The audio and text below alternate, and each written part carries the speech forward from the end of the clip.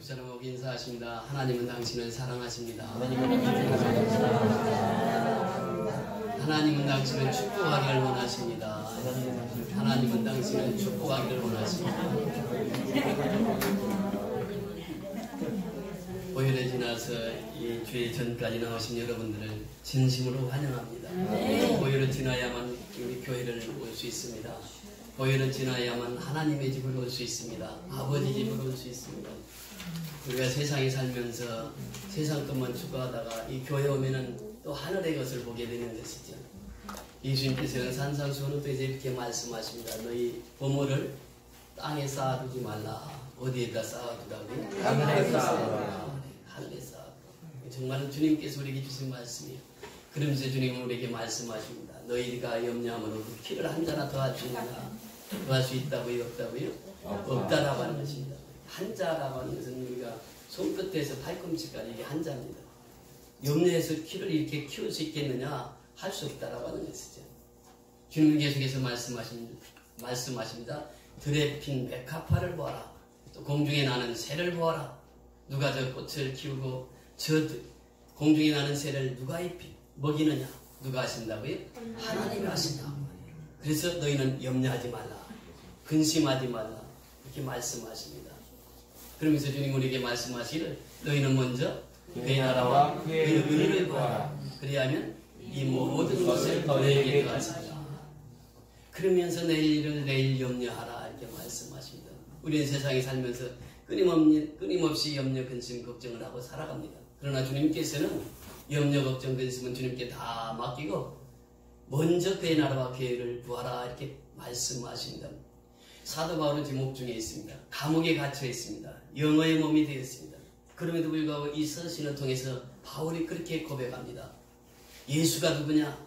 천사보다 위에 계신 분이요. 예수가 누구냐? 모든 만물보다 뛰어나신 분이요. 예수가 누구냐? 모든 왕 중에서 왕이 되시는 분이 예수다. 그 예수는 바로 하나님의 아들이시요. 예수는 창조주시요. 예수님은 구속주시요. 예수님은 화평의 주라고 이렇게 소개를 합니다. 그러면서 그 예수를 믿고 나니까 내가 비록 거기에 갇혀있지만 골로새 성도들을 향해서 기도할 때마다 나는 마음이 기쁘고 감사가 넘쳤다라고 하는 표현을 합니다. 바울은 이 골로새 교회에 가본 적이 없습니다. 그러나 그 제자 에바브로라고 하는 그 제자가 골로새 교회를 개척하고 5년 동안 이렇게 목회를 하고 있는데 그 교회가 믿음으로 잘 자라고 또 소망 가운데 행하고 사랑을 실천하며 살아가는 그 교회의 소식을 듣고 바울이 감사한 편지가 바로 이 골로새서입니다. 오늘 3절에 보세요. 3절에 보면 이렇게 표현합니다. 우리 3절 다 같이 읽습니다. 시작. 우리가 너희를 위하여 기도하노라. 하나님고 우리 주 예수 그리스도의 아버지께 감사하노라. 바울은 기도를 하루도 쉬지 않았습니다. 여러분 감사, 유카리스라고 하는 이 감사가 어디서 나오느냐? 기도할 때의 감사가 나온다고 하는 것입니다. 바울은 매일 기도하면서 하나님 앞에 감사했습니다. 매일 기도하면서 하나님께 영광을 돌렸습니다. 여러분 기도할 때마다 바울은 감사가 있었습니다. 여러분들 이 생활 속에서 그렇잖아요. 기도하게 되면 하나님 앞에 감사할 수 있습니다. 이 기도라고 하는 것이 그렇게 중요한 것이에요. 기도는 영의 호흡입니다. 기도가 끊어지면 영의 호흡도 쉬는 것이에요. 호흡이 쉬면 어떻게 되는 것입니까? 죽는 것입니다. 하나님의 사람은 기도가 없이는 하나님과의 관계를 맺을 수가 없습니다. 관계를 이룰 수가 없습니다. 기도는 곧 하나님과의 호흡하는 것이기 때문에 그래요. 하나님과 숨을 쉬지 않는 사람은 하나님께 죽은 사람이에요. 그러니까 이 기도를 할 때마다 바울은 감사했습니다. 골로새 교회 성도들을 생각할 때마다 감사를 했습니다. 이 기도할 때마다 참 중요합니다. 여러분 사도행전의 역사가 어떻게 이루어집니까? 기도하고 전하고 기도하고 복음 전하고 이게 사도행전 역사입니다. 아멘. 특별히 그 두 대표적인 인물들을 소개하고 있는데 1장부터 12장까지는 베드로의 행전이라고 볼 수 있습니다. 베드로를 중심으로 해서 사도행전이 기록됩니다. 그러나 13장부터 마지막 28장까지는 바울이라고 하는 인물을 통해서 그 사도행전의 역사가 이루어집니다.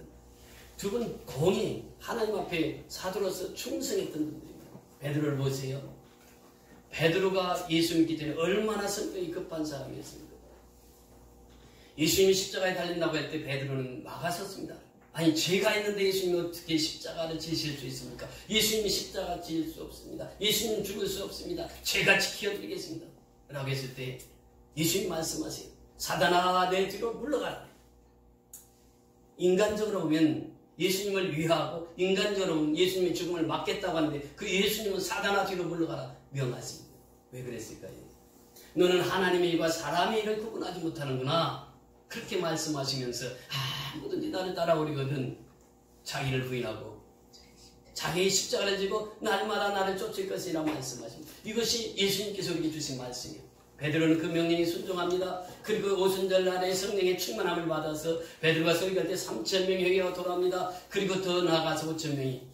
그래서 초대교회가 예루살렘 교회가 세워지게 되는 것입니다. 베드로는 성격이 급했습니다. 그런데 하나님을 따르고 예수님을 따르다 보니까 그 성격이 바뀌어졌습니다. 복음을 전하는 자로 사도로서 변화됩니다. 바울도 역시 마찬가지였습니다. 바울도 사울이라고 하는 청년들이 예수를 얼마나 핍박했습니까? 얼마나 예수 믿는 사람들을 옥에 가두고 나쁜 짓을 많이 했습니까? 그런데 예수를 만나고 나니까 그가 복음을 전하는데 터가 바뀌어지지 않는 것, 즉 이방인들에게 복음을 전하는 사도로서 일생을 살아갑니다. 여러분 사도행전의 핵심이 뭐냐면 액치라고 영어 표현을 합니다. 액치라고 하는 말은 첫째 어도레이션, 즉 기도라고 하는 것은 하나님을 찬양하는 것이다 이렇게 표현합니다. 그러니까 사도행전을 기도행전이라 이렇게 말하는데 그 첫 번째가 하나님을 찬양하는 것입니다. 우리가 예배 전에 찬송을 합니다. 하나님을 높이 찬양합니다. 하나님의 이름을 높이 찬양합니다. 우리는 매일처럼 하나님을 찬양하고 살아야 됩니다. 이것이 기도라고 하는 것이에요. 찬양은 곡조 있는 기도입니다. 우리가 찬송을 많이 부르다 보면 우리 심령의 문이 확 열려요. 그래서 하나님의 말씀을 그대로 받을 수 있습니다. 두 번째는 고백입니다. 하나님 내가 주님 뜻대로 산다고 살았지만 한 주간도 보면 주님 앞에 행한 것이 너무나도 적습니다. 부족한 걸 용서하여 주옵소서. 고백입니다. 주는 그리스도이시여 살아계신 하나님의 아들로 고백하는 그 신앙입니다. 이것이 바로 기도예요. 기도는 더 나아가서 감사하는 것입니다. 오늘 바울은 기도할 때마다 감사했다고 그랬습니다. 기도할 때마다 감사거리가 생기는 것이에요. 기도할 때마다 하나님의 은혜를 체험하게 되는 것입니다. 저는 이 강대상에서 엎드려 있는 시간이 가장 행복한 시간이 새벽기도 끝나고 딱 엎드려 있으면 그 시간만큼 행복한 시간이 없어요. 그 기도할 때마다 감사하고 기도할 때마다 은혜 받고 기도할 때마다 성령 충만을 체험하게 되고요. 그래서 바울은 기도할 때마다 감사했다. 이것이 기도의 내용입니다. 더 나아가서 기도는 간구입니다. 서플리케이션입니다. 간절히 하나님 앞에 기도하는 것입니다. 그래서 그 소원을 놓고 기도할 때 하나님께서는 그 기도를 통해서 하나님의 위대한 역사를 이루어 가신다고 하는 것입니다. 더 나아가서 기도는 다른 사람을 위해서 하는 것입니다. 중보기도입니다. 여러분 미얀마의 중보기도를 했을 때 하나님께서 미얀마 땅을 통해서 하나님의 놀라운 역사를 우리에게 보여주고 있습니다. 이것이 바로 기도라고 하는 것이에요. 그 기도는 이렇게 표현합니다. 아무것도 염려하지 말고 오직 너희 구할 것을 감사함으로 하나님께 아뢰라. 그래 모든 지각에서 뛰어나신 하나님의 평강이 너희 마음과 생각을 지키시리라 말씀하시겠습니다. 그 기도는 하나님 앞에 감사함을 드리는 것이에요. 그것이 바로 기도입니다. 또 바울은 고백합니다. 데살로니가전서 5장 18절을 통해서 범사에 감사하라. 범사에 감사하라. 이것이 바로 기도. 기도 생활을 하면은 범사에 감사할 수 있다라고 하는 것입니다. 그래 기도할 때마다 감사했다라고 말씀하고 있습니다. 4절 우리 다 같이 읽습니다. 4절 시작. 이는 그리스도 예수 안에 너희의 믿음과 모든 성도에 대한 사랑을 들었으며 이는 그리스도 예수 안에 너희의 믿음과 여러분 믿음은 어디에서부터 시작이 됩니까? 그리스도 안에 있을 때의 믿음이 있습니다. 믿음이 없는 사람은 그리스도 밖에 있는 사람이에요. 믿음 있는 사람은 그리스도 안에 있는 사람입니다. 믿음은 어디서부터 출발이 됩니까? 믿음은 말씀을 들으면서부터 출발이 됩니다. 그래서 사도 바울은 고백합니다. 믿음은 들으면서 나고 들으면 그리스도의 말씀으로 말미암았느니라. 우리가 콩나물 키울 때 보시잖아요. 콩나물 물을 줍니다. 그럼 물은 어떻게 됩니까? 물이 다 빠져요. 물이 다 빠지는데 콩나물은 어떻게 합니까? 자라고 있어요. 복음도 역시 마찬가지입니다. 내가 복음의 말씀, 하나님의 말씀을 듣고 또 들으면 그 말씀이 믿음을 자라게 하는 것이에요. 내 속에 있는 그 믿음이 싹이 나서 믿음이 자라게 되는 것입니다. 믿음은 들으면서 나는 거예요. 여러분 온 세상을 살아갈 때 우리는 믿음의 렌즈로 세상을 보아야 됩니다. 믿음의 렌즈로 사람을 보아야 됩니다. 믿음의 렌즈로 우리 모든 것을 보아야 된다라고 하는 것이 믿음의 눈이 있어야 된다고 하는 것입니다. 믿음을 통해서 소망이 생기고 믿음을 통해서 사랑이 되는 것이에요. 그래서 믿음 있는 사람이 가장 복된 사람인 줄 믿습니다. 아멘. 믿음 위에 또 사랑이 있습니다.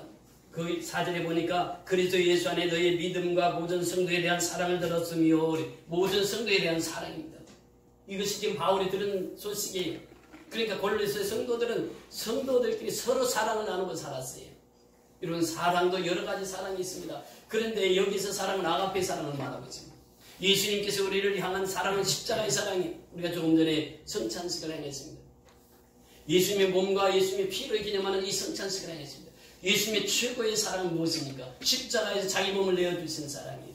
십자가에서 피 흘리신 사랑입니다. 그 피값으로 우리가 구속고 제사함을 받고 피값으로 우리는 구원받고 피값으로 우리는 복을 받고 피값으로 우리는 영생의 복을 받은 줄 믿습니다. 이것이 바로 사랑이라는 거예요. 사랑은 예수님처럼 모든 인류를 위해서 죽으셨던 예수님처럼 우리도 예수 앞에 죽고 예수의 사랑으로 다시 거듭나는 이것이 진정한 사랑인 줄 믿습니다. 그런데 골로새 성도들은 그 사랑을 실천했습니다.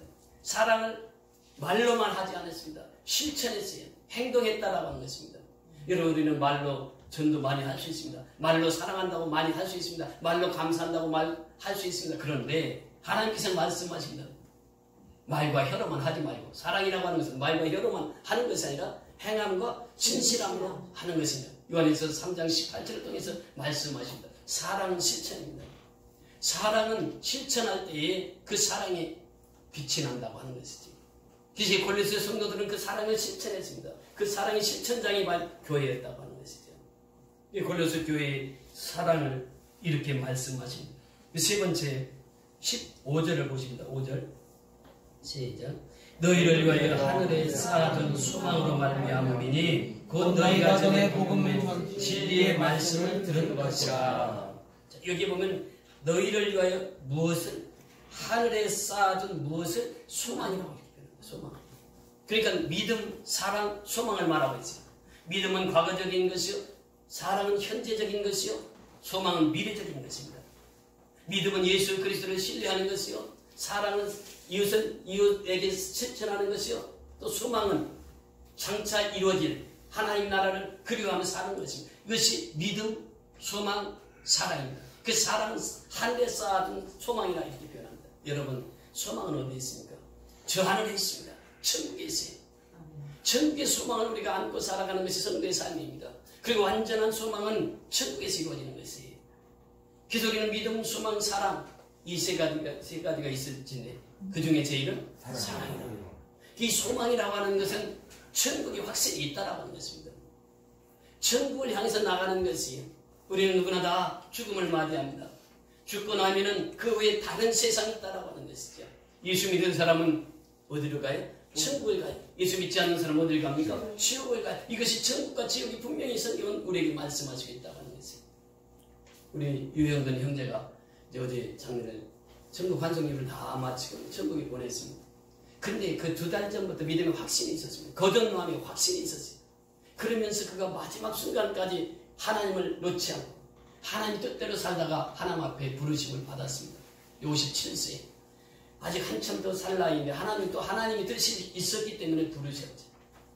그 살아가면서 우리가 이 소망이라고 하는 것은 내가 살아있는 동안 천국에 대한 확신을 가지고 마지막 순간까지 그래서 빛으로 인도하는 것을 자녀들에게 또 그 가족들에게 유가족들에게 보여주면서 빛으로 하늘나라에 갔습니다. 그 사건을 그들 가족들이 경험하게 되었다는 것입니다. 이것은 바로 무엇을 우리에게 말하고 있습니까? 우리가 세상을 살아가면서 이 믿음을 가지고 소망을 가지고 산다는 것 이것처럼 중요한 것이 없습니다.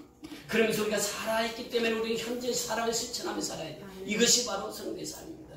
그래서 우리는 믿음, 소망, 사랑 이 세 가지가 신앙의 근간입니다.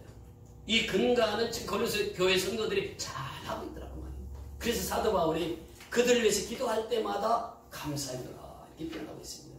우리도 역시 그렇잖아요. 정말 기도할 때마다 하나님 앞에 감사할 수 있는 것은 하늘에 대한 소망이 있고 또 우리가 이 성도들끼리 서로 사랑하며 살고 있고 또 양건성교회, 연합교회 또 미얀마에 있는 성도들과 함께 교제하고 있고 사랑을 실천하고 있고 이것이 뭐냐? 성도의 생활이다 그 말입니다. 그래서 우리 5절에 보면은 너희를 위하여 하늘에 쌓아둔 소망으로 말미암음이니 곧 너희가 전에 복음, 진리의 말씀을 들은 것이라. 복음이라고 했을 때 원문에 보면 이 유앙겔리온, 근데 여기 정관에 더 가붙습니다. 알레데이아, 진리 앞에도 더 가붙습니다. 말씀 앞에도 더 가붙습니다. 무슨 말인가 하면 그 복음, 그 진리, 그 말씀, 그러니까 우리가 들은 것이 뭐냐? 그 복음을 들었단 말이에요. 복음. 예수 그리스도의 십자가의 복음을 들었단 말이에요.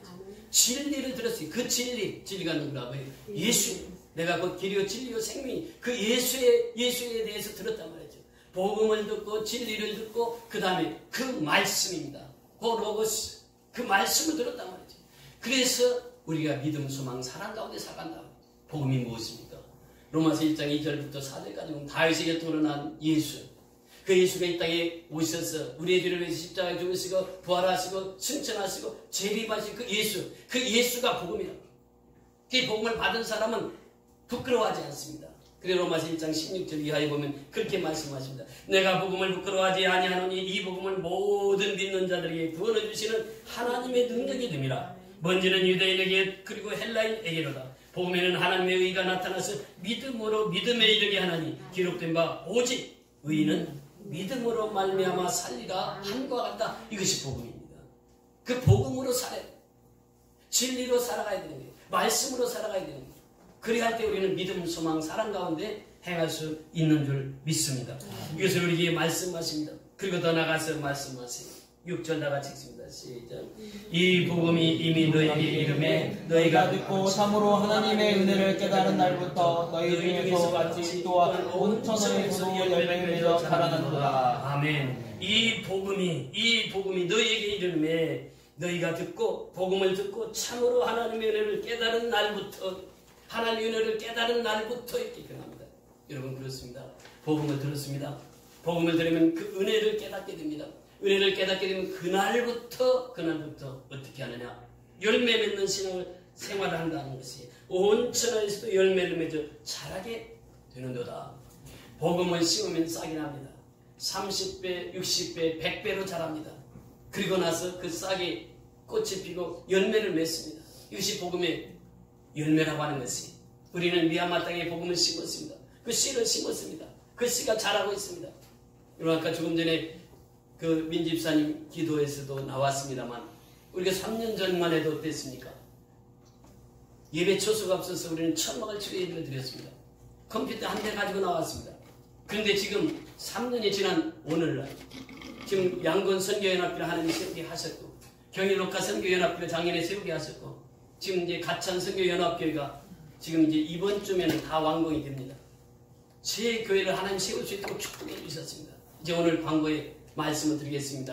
이제 6월 달에 가면 도순교회를 세우고자 지금 기도하고 있습니다. 그래서 올 한해 2교회를 세우려고 지금 하나님 앞에 기도하고 있습니다. 여러분 보세요. 우리가 어떻게 그 일을 할 수 있습니까? 하나님께서 우리를 통해서 일하시는 거지. 복음의 열매가 맺혀가고 있다고 하는 것이죠. 그러면 온 천하에서도 이 복음의 열매를 맺혀지기를 원하시는 분이 누구입니까? 아버지께서 원하시는 건 뭐예요? 이 복음의 열매가 맺혀지는 것입니다. 그럼 보세요.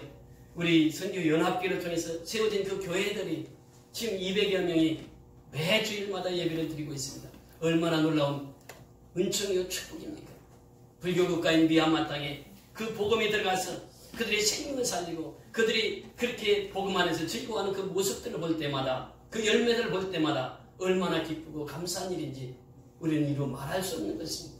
그래서 이 하나님은 지금도 살아 역사하시고 우리를 통해서 지속적으로 일하시는 하나님, 우리를 통해서 계속해서 선교하기를 원하시고 우리를 통해서 아버지 하나님께서 이제 미얀마 땅에 그 땅을 우리에게 허락해 주셔서 지속적으로 교회를 세우고 하나님 앞에 영광을 돌릴 수 있도록 하나님께 축복해 주시는 것입니다.